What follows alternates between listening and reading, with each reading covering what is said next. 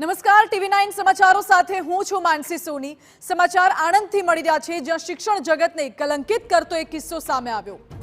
આંકલાવની સ્કૂલમાં વિદ્યાર્થીનીઓ સાથે શારીરિક અડપલા કરવામાં આવ્યા છે।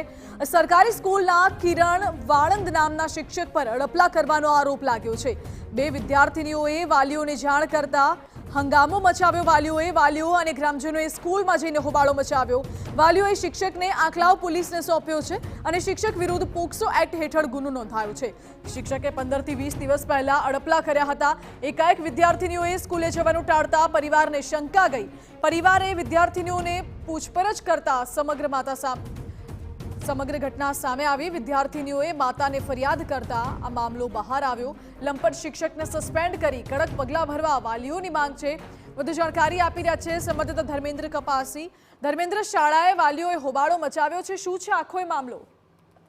માનતે સમગ્ર મામલાની વાત કરવામાં આવે તો શિક્ષણ જગતને કલંકિત કરતો કિસ્સો છે, જેમાં આંકલાવના એક ગામડાની અંદર આવેલી સ્કૂલની અંદર જે શિક્ષક છે કિરણ વાળંદ, તેમના દ્વારા બે દીકરીઓની છેડતી કરવાનો આક્ષેપ છે અને તેને જ લઈને છોકરીઓ સ્કૂલે જવાનું બંધ કર્યું હતું। ઘણા દિવસથી વિદ્યાર્થીઓ સ્કૂલે ન જતા તેમના વાલીઓ દ્વારા બાળકીઓને તેનું કારણ પૂછવામાં આવ્યું હતું, જેની અંદર ચોંકાવનારી વાત સામે આવી હતી, જેથી સમગ્ર મામલાની જાણ પ્રિન્સિપલને કરવામાં આવી હતી। સાથે સાથે સમગ્ર મામલાની ફરિયાદ આંકલાવ પોલીસ મથકે નોંધવામાં આવી છે। મહત્વની બાબત એ છે કે પોલીસે પોક્સો ગુના અંતર્ગત ફરિયાદ દાખલ કરી છે।